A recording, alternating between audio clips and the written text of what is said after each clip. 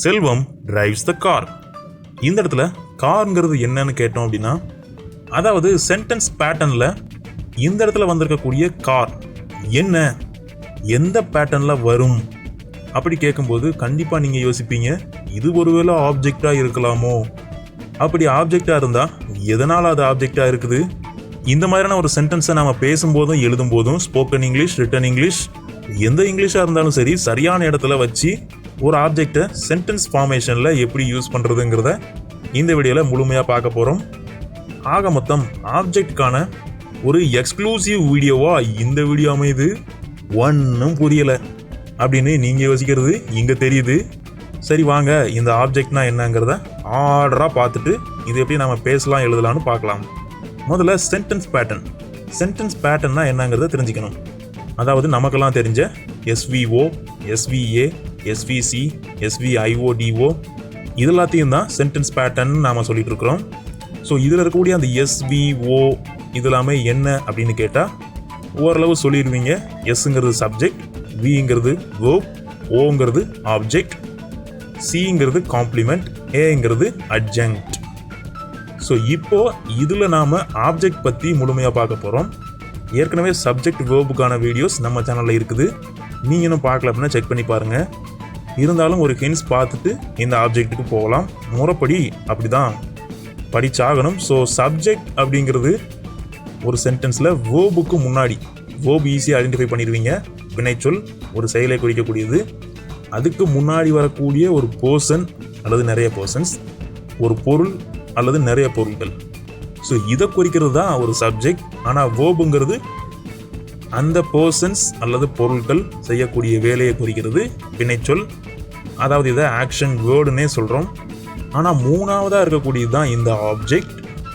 இதுவுமே சேம் தான், தெளிவாக புரிஞ்சுக்கோங்க. இந்த இடத்துலையுமே ஒரு சில பர்சன்ஸ், பொருட்கள் இதுதான் வரும்.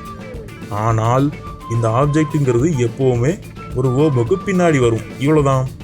சப்ஜெக்ட்டுங்கிறது பர்சன்ஸ், திங்ஸ், அதாவது பொருட்கள், அந்த வேர்புக்கு முன்னாடி வரக்கூடியது. ஆனால் ஆப்ஜெக்ட்டுங்கிறது அதே பர்சன்ஸ், திங்ஸ், பொருட்கள் தான், அப்படியே வேர்புக்கு பின்னாடி வந்துடுது. இவ்வளோதான் வித்தியாசம் சப்ஜெக்ட்டுக்கும் ஆப்ஜெக்ட்டுக்கும். ஸோ இப்போ உங்களுக்கு ஆப்ஜெக்ட்னா என்னங்கிறதுக்கான ஒரு ஐடியா கிடைச்சிருக்கும். இந்த ஆப்ஜெக்ட் செய்யக்கூடிய வேலையை கூட ஒரு வேர்பானது குறிக்கும். அது ஒரு பாசிவ் வாய்ஸில் வரும்போது மட்டும். இதை பற்றி நாம் ஆக்டிவ் வாய்ஸ், பேசிவ் வாய்ஸ் பார்க்கும்போது பார்க்கலாம். ஏற்கனவே வேர்ப் பார்க்கும்போதுமே போன வழியில் பார்த்துருந்தோம். நீங்கள் இன்னும் பார்க்கல அப்படின்னா தாராளமாக செக் பண்ணி பாருங்கள். சென்டென்ஸ் பேட்டர்ன் அப்படிங்கக்கூடிய பிளேலிஸ்ட்டுக்குள்ளே இந்த வீடியோவும் இருக்குது. சரி, இப்போது இந்த ஆப்ஜெக்ட் எப்படி யூஸ் பண்ணணுங்கிறது தெரிஞ்சு போச்சு. ஒரு சில எக்ஸாம்பிள்ஸ் பார்த்துடலாம்.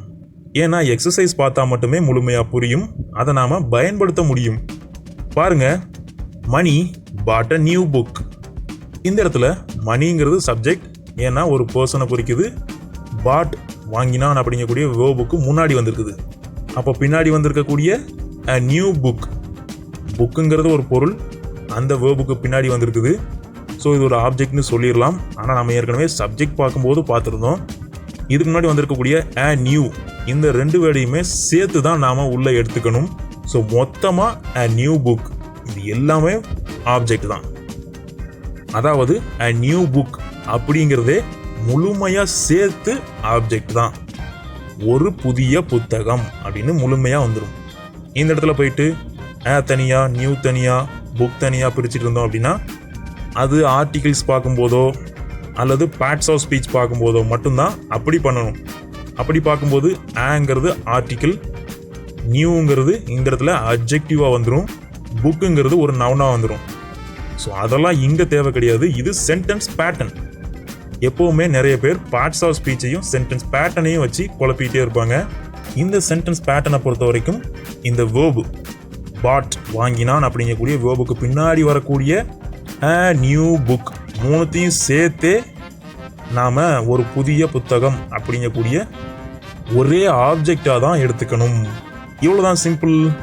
இந்த இடத்துல நாம் தெரிஞ்சிக்க வேண்டியது, இந்த ஆப்ஜெக்டானது ஒரு வேர்புக்கு பின்னாடி ரெண்டு வந்தது அப்படின்னா, அதாவது ரெண்டு ஆப்ஜெக்ட் வந்தது அப்படின்னா அதை நாம் ஸ்கூல்ஸ்லேருந்தே படிச்சுட்டு வந்திருப்போம். Direct object, indirect object, IO, DO அப்படின்னு படிச்சிருப்போம். இப்போ இதை குழப்பிக்க வேண்டாம். இதை நாம அடுத்தடுத்து வரக்கூடிய வீடியோஸில் தெளிவாக பார்த்துடலாம். இப்போதைக்கு நம்ம தெரிஞ்சிக்க வேண்டியது ஆப்ஜெக்ட்டுங்கிறது ஒரு வேர்புக்கு பின்னாடி வரும் பொருட்கள், நபர்கள், பர்சன்ஸ், திங்ஸ் இதை குறிக்கும். இவ்வளோதான் சிம்பிள். நீங்கள் ஒருவேளை இந்த வீடியோ இது வரைக்கும் முழுமையாக பார்த்துருந்தா இந்த வீடியோக்கு ஒரு லைக் பண்ணிக்கோங்க. தொடர்ந்து இந்த வாய்ப்பை முழுமையாக பயன்படுத்திக்க நம்ம சேனல் Intellect சேனலை சப்ஸ்கிரைப் பண்ணிவிட்டு பக்கத்தில் இருக்கிற பெல் ஐக்கானை கிளிக் பண்ணி ஆளுங்கிறது கொடுத்து வைங்க.